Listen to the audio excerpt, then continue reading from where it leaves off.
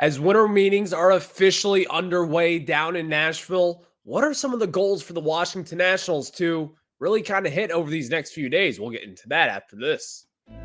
You are Locked On Nationals, your daily Washington Nationals podcast, part of the Locked On Podcast Network, your team every day.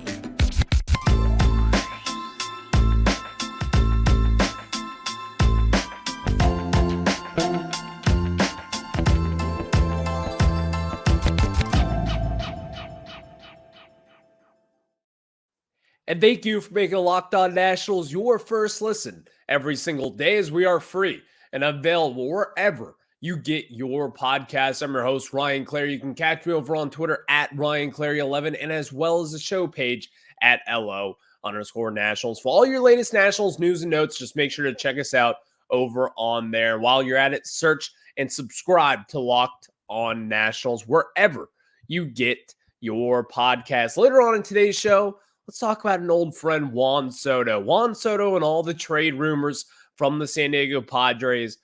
What is happening with that? We're just going to kind of discuss that a little bit later on because it seems to be there's a little bit of traction kind of catching on and something that could be happening any moment now. So let's discuss that a little later on today. Also, Chelsea Janes of the Washington Post. She actually kind of discussed a story about a potential national sale and really just kind of getting into some of the philosophy into what the Nationals could be looking at and maybe new ownership here.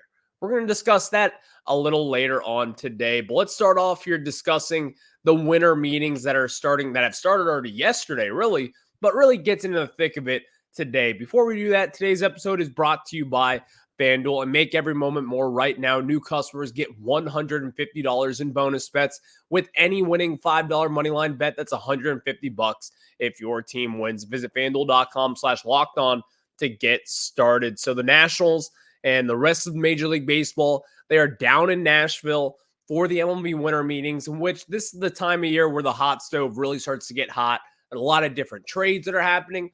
All 30 MLB executives, all the top executives at least, they're all meetings with agents, with other executives, kicking the tires, talking, really just networking, all the different things. That is what happens down at the MLB winter meeting. So what are some of the Nationals' goals? What are some things that they just have to get done at this deadline? Well, first, talking about the Major League roster here, they have to look around and say, these are the holes that we need to fill because we don't have any prospects coming this way. Because I think we're going to kind of get into what the Nationals could be thinking as far as spending goes here in the second segment today. But I think we all kind of know the answer to that. They're not really in the business to be adding some big superstar kind of talent. They're certainly not in the business to be adding a Shohei Ohtani. They're definitely not in the business of adding a Cody Bellinger or anyone of that kind of pedigree, you could say. So where should the Nationals look for immediately to try to impact their roster? Well, number one, I think going into the winter meetings, the Nationals, they're going to find a way to sign some sort of first baseman. Now, who could that be? There's a lot of different names that we have kind of talked about and discussed over this offseason. There's a Joey Votto, a 40-year-old kind of free agent out there who, you know, it's Joey Votto, potentially a future Hall of Famer, one of the better hitters of the last 10 years. You could go after someone like that and say, let's give him a 1-year, $15 million deal, see what he can do, maybe trade him at the deadline. And there's also someone else like a Rowdy Tellez, a former All-Star of sorts, someone who has had power in the past, kind of took a step back this last year and was non-tendered by the Milwaukee Brewers this offseason. He's the name that, in my opinion, is probably the most likely when it comes to signing Nationals first baseman, just because of all things considered. Number one, he fits that kind of role here, who's going to be playing 162 games unless something crazy happens to Rowdy Tellez. He's going to be playing here. He has a pretty long history of staying healthy. And also, three, he kind of fits that role of someone who could turn back around a little bit and maybe the Nationals try to trade at the deadline. Those are the kind of things that the Nationals are going to be looking for at these winter meetings. And also, this is kind of like the take a shot out of nowhere, you could say, Rhys Hoskins. At one point in time, maybe it looked a little more likely to where the Nationals could be shopping for a Rhys Hoskins, could be in that market as to why it would make sense signing another former Philadelphia Philly, similar to what they did back with Jason Worth in 2011.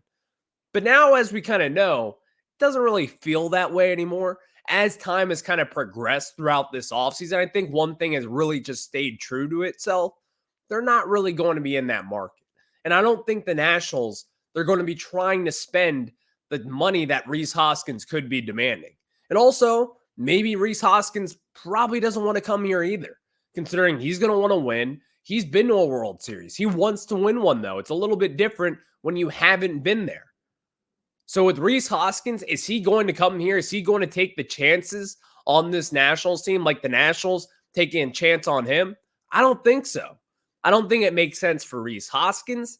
And also at this moment, does it make too much sense for the Nationals? Well, if they were to spend a bulk load of their money and really try to front load this roster, it probably could make sense. But at this moment, I'm not going to bet on it because I haven't seen the Nationals kind of be this aggressive team in quite some time. I'm not going to expect them to do this right now with Rhys Hoskins because I think it's a little early in this process to really kind of spend on someone of that department. Now, if you're going to give him that 1-year deal, that is what we've all been clamoring for this offseason because I think that is probably the most realistic option, if anything. You give him a 1-year deal, probably give him a little bit more money than he deserves and quite a lot more money than he deserves, for being honest. You're going to pay that loser tax, but still, it would make a lot of sense for this team. But the ultimate question is not if we want to do it. It's if Rhys Hoskins wants to do it as well. Does he want to come to a rebuilding situation here, which they're not likely to compete in 2024? Those are the questions that you have to ask as we sit here today. But it's also not just about first base. That was goal number one. Goal number one, in my opinion, you got to add power into this lineup. You have to add that, and that's with pairing that with hopefully a trusted first baseman, someone like a Rowdy Tellez. In my opinion, that is the guy who just kind of sticks through, in my opinion. Kind of getting into this offseason as he was non-tendered, that had Nationals written all over it. A power lefty bat, someone you could drop in the middle of this lineup, play first base every day, and do it so at a good rate. I think that's what probably fits the Nationals' needs more than anything else at this moment in time. But adding a second need, because I do have 3 needs in total, I think the Nationals, they need to add a starting pitcher. Now, who's that going to be? Who's that going to look like? Well, if we're being honest, it's not going to be someone that you're going to say, this guy could be an ace someday. No. It's probably going to be from the tier of a Trevor Williams yet again. And some people may say, I'm out, I am good on that, but no. The Nationals, they're going to need to add some sort of veteran pitcher to this roster, even if it's someone who could be a swingman, who could be a starter / reliever, and kind of play that role that Trevor Williams was with the Mets in 2022. That is kind of something that I think the Nationals, they need to consider that probably just as much as a power-hitting lefty first baseman. That's what makes the most sense at this moment. Because when you have such a young staff the way the Nationals do, founded by Mackenzie Gore and Josiah Gray, Jake Irvin, to name a few, Jackson Rutledge and Cade Cavalli, all these guys, the Nationals, they're going to want to take a good look at those 4 guys this year, and you're going to have amplitude of opportunities to see them as Cade Cavalli gets healthy, as maybe Jackson Rutledge solidifies himself as a back-end rotation guy. You're going to want to see all these guys eventually. So it's like you're going to have to play this game of you already have Trevor Williams under contract. You have Patrick Corbin under contract for 1 more year. You're going to have to figure out something to do here. You can't just have all these guys out there and sign another starting pitcher and then not have anywhere to place them. And then all of a sudden you're in a really bad predicament where one guy you maybe want to see may not be in the rotation anymore. So the Nationals, they're going to have to try to toe this line, in my opinion. And the way that they can help toe this line, well, we've always said you put Trevor Williams back in the bullpen because that's kind of where he belongs at this stage of his career. Trevor Williams should not be in that starting lineup, or in the starting rotation, rather. So you try to get another veteran pitcher, someone of that bucket again. Again, you're not going to be pitching. You're not going to be paying someone to be your front-of-the-line number 2, number 3 starter for this season. That's not going to work out for us. So go back in that bucket again. Hopefully you just have better luck this time around and you don't end up with kind of another Trevor Williams situation. And as well as in years past, we've all seen this kind of work out before with Chad Kuhl. all the other pitchers out there. If the Nationals were to add at this moment in time when it comes to their starting pitching, they're probably not going to do too much at this moment, but we'll just have to see. The Nationals, all right, to kind of wrap up this quickly, they need to add a reliever. You always need to add a reliever. And I think at this deadline, also the Nationals, they did open up 2 spots in their 40-man roster. So they certainly kind of mean something could be coming up the pipe here. Mike Rizzo has discussed starting pitching as well as bullpen help, as well as a first baseman. So I think it's going to look up from here, in which the Nationals, they could be in that market of a first baseman as well as a starting pitcher and or relief pitcher. But also, let's get cute here. Jared Kelenic got traded from the Mariners all the way to the Atlanta Braves just yesterday, which, by the way, what a deal by the Atlanta Braves. I cannot believe it. I want the Nationals to do something like that. That is also just kind of one of my mid-tier goals for this winter meetings. They haven't been rumored to make any trades. They haven't really been rumored to make any moves whatsoever up to this point in time. Why not try to trade for a prospect for the cheap?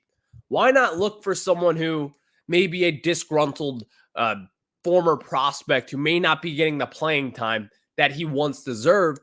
Why don't the Nationals try to swoop in, maybe try to snag that first base, maybe try, just do something. Do something as to that caliber that the Atlanta Braves do every damn offseason, and all the different things and consider here. I want the Nationals to do that. Be a smart team. Be at the forefront of something. Because in my opinion, we're not too far off at this moment in time. You can make some moves for prospects that you never know may hit. You maybe go after Jonathan India and try to work over another former prospect that you have and get him to Cincinnati. Try to do something. At least kick the tires on one of those moves. Because the Nationals, again, you need to start filling out these missing pieces in your lineup. And if you believe, let's say, if you want to go after Jonathan India and you're not believing in second baseman Luis Garcia for the future, which is a real argument, then why don't you go after someone like that and try to improve your roster right here and right now? Because that is where I see the Nationals, and that is what I see them potentially doing if they were to go out there and make a trade. Try to go out there and get a Jonathan India, a former NL Rookie of the Year, someone who has showed promise and who can play second base and other defensive positions as well. There's a lot out there, but at this moment, just do something, Nationals. How about that? Thank you all for making Locked On Nats your first listen every single day, as we are free and available wherever you get your podcast. And of course, check us out. Just search Locked On Nationals wherever you get your podcast, and make sure to hit that subscriber button as well. Now, let me tell you guys about our good friends over at FanDuel. And guys, score early this NFL season with FanDuel, America's #1 sportsbook. Right now, new customers can get $150 in bonus bets with any winning $5 moneyline bet. That's $150 if your team wins. And if you've been thinking about joining FanDuel, there's no better time to get in on the action, because the app is so easy to use. And there's a wide range of betting options, including spreads, player props, over-unders, and more, like tonight with the Jags and, of course, the Bengals. You know the Bengals, they're missing Joe Burrow at this moment in time. I'm going to put a little money on my guys, the Jaguars. You never know with Jacksonville. They could come out firing. I think Travis Etienne scores a touchdown. All those different things, you can do that and have a little bit more fun with our friends at FanDuel. So while you're at it, visit FanDuel.com/lockedon. Again, visit FanDuel.com/lockedon to kick off the NFL season. FanDuel, the official partner of the NFL. Now we get back into it as the Nationals. Oh man, the Washington Nationals. Chelsea Janes from the Washington Post, a national MLB writer for the Washington Post, obviously. She's talked about kind of what could be coming up the pipe for this Nationals team. She talked to some people off the record with the Nationals, related to the Nationals, all the different things out there. And at this moment, she updated us on the Nationals Lerner ownership situation. Where does this stand? Well, we stand the same place where we stand 1 year ago. This has been a frustrating process, to say the least, because now for almost 2 years, the Washington Nationals have been up for sale. We know that. We all kind of said, oh, that's a little surprising. But the most frustrating part of this is that no one really knows if they have 2 feet in the door. And when I mean they, I mean the Lerner family. No one really knows if they're all in on this baseball team moving forward. And I don't think at this moment in time, you could really say this ownership group is all in on this team. You can't necessarily make that case. You're in the middle of this rebuild. You have announced, you went out of your way to announce that you are looking for a potential sale, and you have since not really walked those steps back at this moment. You have not come out and say, we are not going to sell the team, because maybe they are just looking out there trying to get a sale done still. Maybe they are. But I wish there was just some transparency in this process. I wish there was someone who can just come out and say, this is what we want. This is what we hope to get. And let's see if we can get it done. If we don't get that goal, then we're not going to sell the team.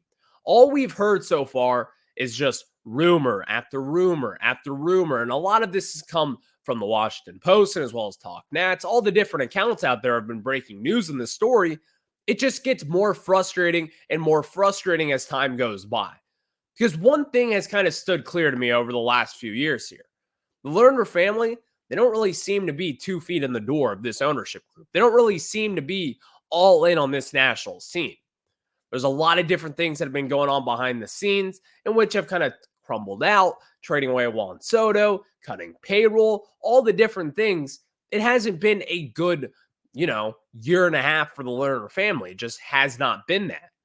So going into now another offseason in which, are we going to be selling this team? Are the Nationals going to be looking for new ownership now?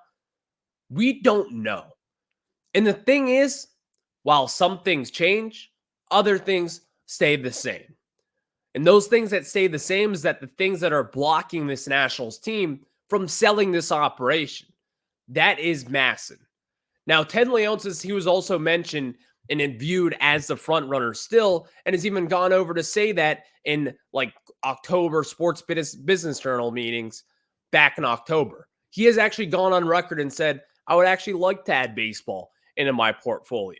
Ted Leonsis, if the Nationals were to sell the team, it's going to be Ted Leonsis to buy it. I can tell you that right now. That is just something that's not me reporting anything, obviously, but just reading all the lines here, it's going to be Ted Leonsis if the Nationals do decide to sell.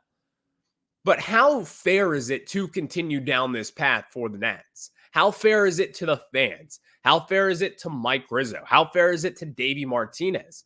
Because that's where I kind of think we stand right here and right now. And the fact is, as this kind of fiasco continues to roll on, you don't think MLB agents out there are thinking, well, we don't know what the Lerner family is going to do. Why would you want to go to an ownership situation where they may not invest in you the way that you want them to invest in you? They may not add another starting pitcher at the deadline. They may not sign another free agent to really pair up the middle infield there. They may not do all these things because we don't know what their intentions are. We hear that they want to sell the team. Well, if you want to sell the team, that means you already have 1 foot out the door. And if you're currently exploring that potential sale, then you are certainly not 2 feet in the door. And if you are a big free agent, or if you are a big agent for that matter, like a Scott Boras, you're certainly saying, stay away from this organization because they're not going to be the ones to invest in you. They're not going to be the ones to put pieces around you to make you more successful, to make this team more successful. And the reason why we say that, well, just kind of look around. This Nationals team and really the way and the lack of wins and all the other things surrounding this team over the last year and a half, there's been a lot of bad. And a lot of this stuff has probably been pretty avoidable if it wasn't for this kind of sense of just messiness at the top of this organization as we sit here today. Because the Nationals, let's be honest, it's been a little bit of a mess since we won a World Series. I love this team. I love the organization. It's still a good organization at the end of the day, in my opinion. But it's been a mess. And this Lerner family thing, as it continues to go on, as we continue to see these different stories of, yes, they're still exploring a sale, but they're not going to sell the team until they get the money that they want, in which is probably around $2.4 billion, in which the Mets sold for back in 2020. That's what they're going to be looking for right here and right now. Are they worth that? Who knows at this moment in time? Because you still have a couple bad contracts you got to feed out. Well, not bad with Max Scherzer, but with Steven Strasburg, certainly under consideration. One more year of Patrick Corbin. There's a lot of different things to consider here, in which the Nationals, they're going to have to find a way to get better. And how will that come? I guess we'll just have to see. Thank you all for making Locked On Nats your first listen every single day, as we are free and available wherever you get your podcasts. And of course, check us out. Just search Locked On Nationals wherever you get your pods, and make sure to hit that subscriber button over on YouTube. Next, Juan Soto. We got to talk about Juan Soto. What is happening with our guy, Juan Soto? Where's he going to go? Where's the latest rumor? And is he even going to get traded? We're going to discuss that after this. And thank you all for making Locked On Nationals your first listen every single day, as we are free and available wherever you get your podcast. So Ken Rosenthal, a handful of weeks ago, came out and said, it's not just a matter of if, it's a matter of when Juan Soto gets traded. And ever since then, the rumors have been piling out. They have been flowing out of San Diego. A lot of different things have happened with them. Unfortunately, the Padres owner has passed away. They've got some payroll issues. And now Juan Soto, yet again, is at the center of trade discussions. Where is he going to go at this moment in time? Because over the last week, everything has pointed to the New York Yankees. And I still sit here today. I'll just rip that Band-Aid right off. I still think it's going to be the New York Yankees that trade for someone like a Juan Soto. But over the last few days here, you have a team like the Toronto Blue Jays aggressively trying to pry Soto away, and maybe also trying to make a splash for Shohei Ohtani. Now, are they going to be out there going for both those guys?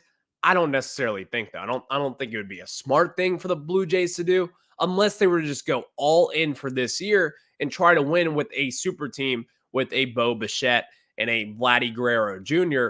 and all those other guys on that team that are pretty damn good at what they do. I don't think that's what the Blue Jays want to do, though.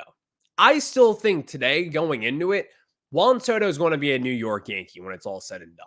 Is that something that we all want to see? I don't know. I don't hate the Yankees. I certainly don't hate them whatsoever. I can kind of like them, in fact. I know it's crazy to say that, but I would not hate to see that when it comes to Juan Soto.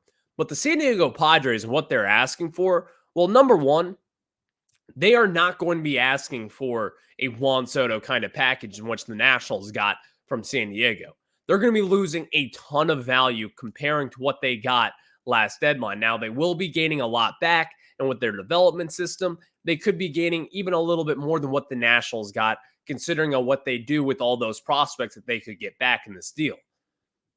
But are the Yankees really going to be the team to give up Anthony Volpe, Jason Dominguez, Clark Schmidt, and as well as your other top prospects just to land a guy like Juan Soto, someone who's going to be a free agent after this year, someone who's going to want to negotiate with other teams, and because that's what Scott Boras does, and that's what he does best. In fact, this is what the Borases want. This is what Soto wants. He wants this bidding war going after him, in which you're just seeing this on the trade market right now. A lot of teams may be balking this. A lot of teams may be looking at it and say, we don't want to trade all these prospects for someone who may be gone and who certainly very well could be gone after this coming season. But what team, and there is going to be a team out there that will give up all those prospects, who will kind of revamp that Padres farm system? It's going to be an interesting one, but what do Nationals fans think? I want to see him go to New York. I want to see him with the Yankees. I think that'd be a really cool thing. And ultimately, I think it's going to be good for baseball if he does decide to go there. Or not if he decides to go there, but if the Padres decide to trade him over to the New York Yankees. Thank you all for making Locked On Nats your first listen every single day, as we are free and available wherever you get your podcast. So tomorrow for day 3 of MLB winter meetings, we'll discuss that and all the other things that are going to be coming out, flowing out about the Nationals. Will they sign someone? Who will it be? What could it be? We'll just have to see as the season goes on. But of course, I'll catch you on Tuesday's show. Have a good one.